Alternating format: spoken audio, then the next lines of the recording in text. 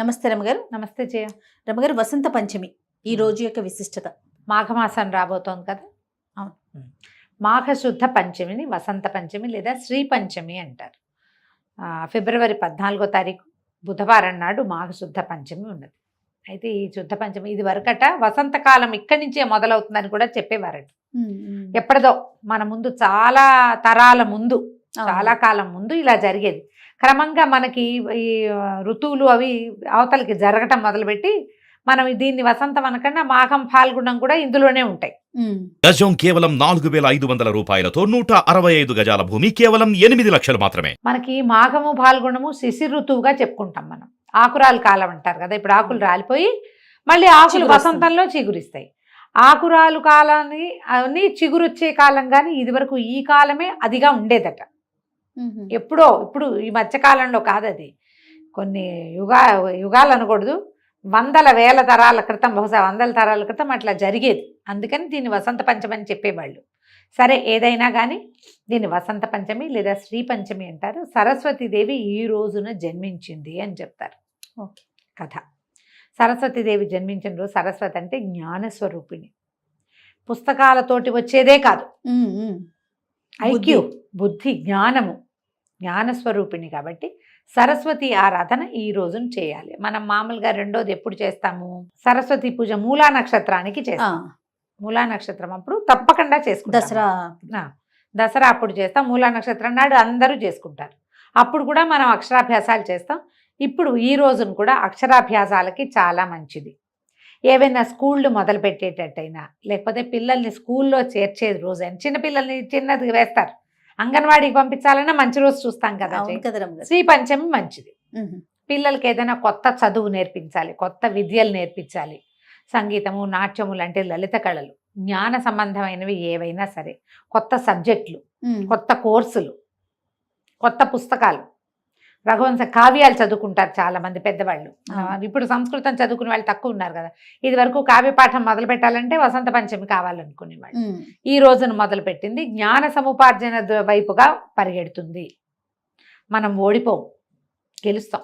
ఏదైనా ఆర్ఆర్బీలు, bank టెస్ట్లకు apply చేసుకునేవాళ్ళు ఈ రోజున ఓమని మొదలు పెట్టుకుని వర్కులు మొదలు పెట్టుకోవాలి, చదువుకోవటం మొదలు పెట్టుకోవాలి. సిడబ్ల్యూఏ లాంటివి, హెచ్డబ్ల్యూఏ చేస్తారు, సిఏలు చేసేవి, అందరికీ కూడా ఇది చాలా మంచి రోజు.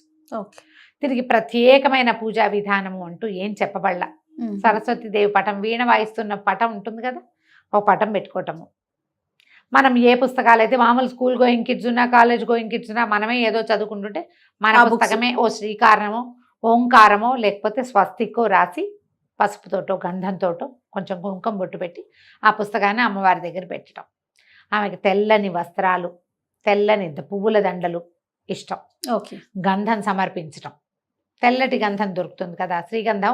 మన ఎర్రటిది రక్తచంద్రం కాకుండా మామూలు చందన సమర్పణ చేయటం అమ్మవారికి. తెల్లని పువ్వులతోటి అర్చన చేయటం. సరస్వతి అష్టోత్తర శతనామావళి దొరుకుతుంది, ఆన్లైన్ దొరుకుతుంది. మామూలు మన పూజ పుస్తకాల్లో సరస్వతి అష్టోత్తరాలు ఉంటాయి. దసరా పూజల పుస్తకాల్లో తప్పకుండా ఉంటాయి. అష్టోత్తరం చదువుకోవటం. లేకపోతే సరస్వతి నమస్తుభ్యం వరదే కామరూపిణి విద్యారంభం గరిష్యామి సిద్ధిర్భవతు మే సదా, అలాంటి మే సదా శ్లోకమైనా సింపుల్గా చెప్పుకోవచ్చు. యాకుందేందు తుషారహార ధవళ అని అమ్మవారిని, ఆమె అందంగా ఉంటుంది, ఆమె సౌందర్యాన్ని వర్ణించేటువంటి ఆ శ్లోకాన్నైనా చెప్పుకోవచ్చు. సమీపంలో ఎక్కడైనా సరస్వతి దేవాలయాలు ఉంటే మనం ఏదైనా ప్రత్యేకమైన చదువు, ప్రత్యేకమైనది మన పిల్లలకి చేయదలుచుకుంటే కనుక, మనం చేయదలుచుకున్నా కూడా సరస్వతి దేవాలయ దర్శనం అద్భుతమైన ఫలితాన్ని ఇస్తుంది ఈ రోజును చూస్తే కనుక. మనకి ఉంది వర్గల్లో, ఒకటి హైదరాబాద్ దగ్గరలో వర్గల్ ఉంది. తర్వాత జ్ఞాన సరస్వతి అమ్మవారు బాసర్లో ఉన్నారు. ఎక్కడికి వెళ్ళలేము, తలుచుకుని దండం పెట్టుకుందాం, తలుచుకుని దండం పెట్టుకోవచ్చు కదా. మనకి ఏ స్టార్టింగ్ లేదు, ఏమీ లేదు, ఏది మొదలు పెట్టట్లేదు. అయినా కూడా సరస్వతి పూజ చేసి పిల్లలతోటి ఒక నమస్కారం చేసుకుంటే పెరుగన్నము, కొబ్బరన్నము అలాంటివి నివేదన చేసుకోవచ్చు. తెల్లటి పాయసము, పాల పాయసం చేస్తాం పంచదారతోటి, అట్లా పాయస నివేదన కూడా చేసుకోవచ్చు. ఏవైనా పుస్తకాలు పంచిపెట్టచ్చు, రాసుకునేవి, చదువుకునేందుకు ఉపయోగపడే సాధనాలు ఎవరికైనా దానం చేయొచ్చు. మనం ఇప్పుడు ఎవరికైనా ఇవ్వాల్సి వస్తాము, ఈ రోజున ఇవ్వచ్చు. అవన్నీ మనకి ప్లస్ అవుతాయి, పాజిటివ్ ఎనర్జీ.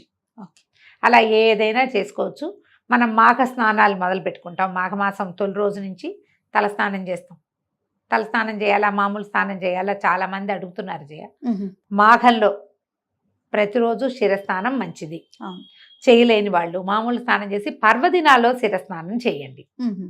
ఆదివారాలు, మాఘ ఆదివారాలు, ఈ వసంత పంచమి, రేపు ముందు ఒక రథసప్తమి వస్తుంది, ఇలాంటి ఏకాదశి, పౌర్ణమి, అలాంటప్పుడు శిరస్నానం. మామూలు రోజుల్లో కంఠస్నానం చేసినా మంచిదే. ఓకే.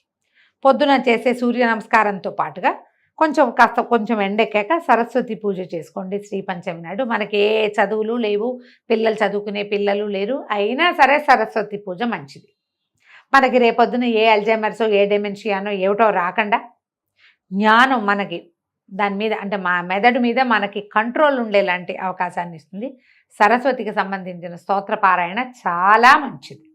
ఎప్పుడు మనకి జ్ఞానం అవసరమే కదా జయ, మరి చివరి వరకు. ఎప్పటికీ జ్ఞానం అంటే చదువు ఒకటే కాదు కాదు కదా, కదా. మీరు మొదటే చెప్పారు కదా.